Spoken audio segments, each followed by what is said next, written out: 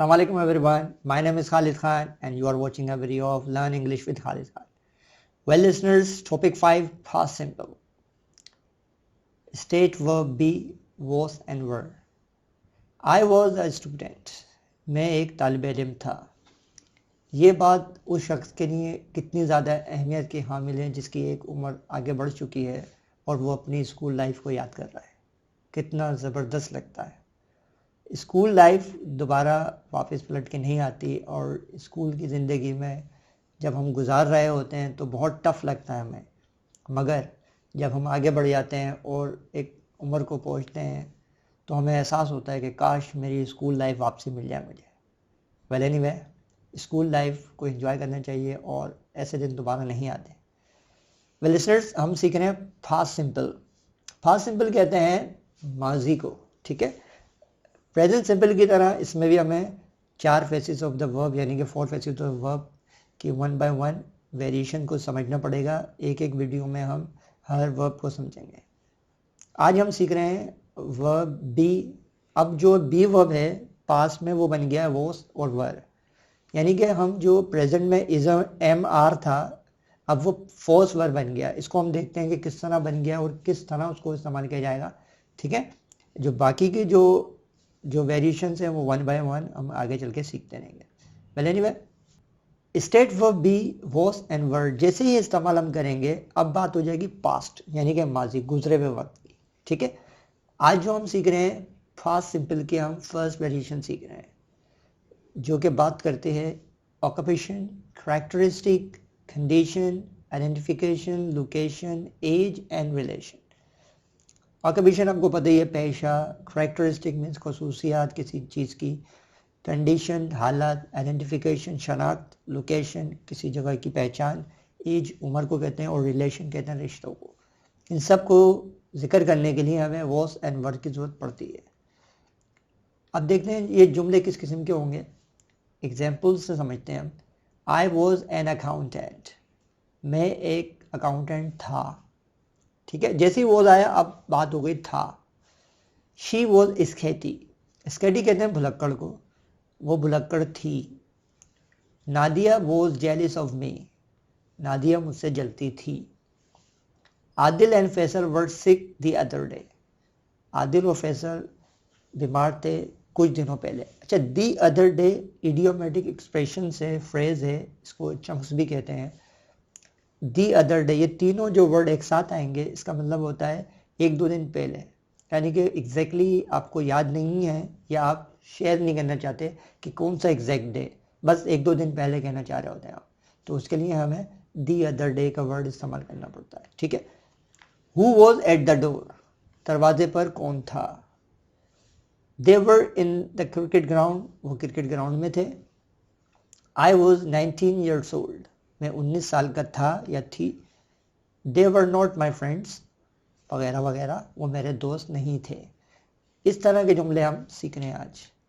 Well listeners, जैसा कि हमें पता है कि सब्जेक्ट के तौर पे जब हम इस्तेमाल करते हैं तो उसमें 3 कैटेगरीज होती हैं, first person, second person and third person. आज के जो हम जुमले बनाना सीख रहे हैं उसके अंदर फर्स्ट पर्सन और थर्ड पर्सन इन दोनों का ट्रीटमेंट सेम है, तो ये इसको याद रखिएगा. First person and third person के साथ हम वॉज लगाएंगे और सेकंड पर्सन के साथ हम वर लगाएंगे. सेकंड पर्सन में एक्चुअली एक से ज़्यादा लोग हैं, तो इसको आप इस तरह भी समझ सकते हैं कि उसके अंदर हम वर लगाएंगे. ठीक है. अच्छा, अब जो पहली मिसाल मैं दे रहा हूँ वो है फर्स्ट पर्सन की, आई की. सब्जेक्ट और सब्जेक्ट के बाद हम लगाएंगे वॉज और प्लस एक्स्ट्रा वर्ड्स. अब इसकी मिसाल से समझते हैं. ठीक है, अफर्मेटिव जुमला पहला है, सब्जेक्ट लिया मैंने आई, उसके बाद मैंने was. I was a student. मैं एक तालिब इल्म था. जब इसका इनकार करेंगे, निगेटिव जब जुमला बनाएंगे तो I was not. Was not की जो कॉन्ट्रैक्शन है वो है wasn't. I wasn't a student. मैं एक तालिब इल्म नहीं था. सवाल बनाएंगे तो हम वॉज को पहले ले आएंगे, फिर सब्जेक्ट, फिर हम एक्स्ट्रा वर्ड्स लगाएंगे. वॉज आई अ स्टूडेंट, क्या मैं एक तालिब इल्म था. जब हम निगेटिव इंटेरोगेटिव बनाएंगे तो वो वही इसके अंदर सिर्फ हम नोट का इजाफा कर देंगे इंटेरोगेटिव में. Was I not a student, क्या मैं एक तालिब इल्म नहीं था। और फास्ट ट्रैक में जब हम बात करना चाह रहे होते हैं तो कॉन्ट्रैक्शन से जुमला बना सकते हैं, वॉजेंट आई अ स्टूडेंट, क्या मैं एक तालिब इल्म नहीं था। इसी तरह लिसनर्स, जब हम बात करेंगे सेकंड पर्सन की तो हम वर लगाएंगे।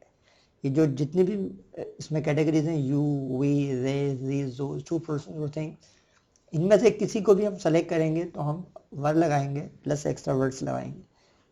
मिसाल दी हुई मैंने अफर्मेटिव में, यू के बाद मैंने लगाया वर। यू वर डिसऑनेस्ट, आप बेईमान थे। ठीक है, तो जब निगेटिव बनाएंगे तो यू वर नॉट, और वर नॉट की कॉन्ट्रैक्शन है वरंट। यू वरंट डिसऑनेस्ट, आप बेईमान नहीं थे। सवाल बनाने के लिए वर को पहले ले आए, फिर सब्जेक्ट रखा, वर यू डिसऑनेस्ट, क्या आप बेईमान थे। इसी तरह निगेटिव इंटेरोगेटिव में हम क्या करते हैं, इंटेरोगेटिव जुमले के अंदर सिर्फ और सिर्फ नॉट का इजाफा करते हैं। वर यू नॉट डिसऑनेस्ट, क्या आप बेईमान नहीं थे। और वरंट यू डिसऑनेस्ट, वो भी सेम चीज़ है, बस सिर्फ फास्ट ट्रैक में हम इस्तेमाल करते हैं। वेल लिसनर्स, अब बात करते हैं थर्ड पर्सन सिंगुलर की, he, she, it, this, that, one person और थिंग। इनमें से कोई भी हम एज अ सब्जेक्ट के तौर पे इस्तेमाल करेंगे तो हम वॉज लगाएंगे।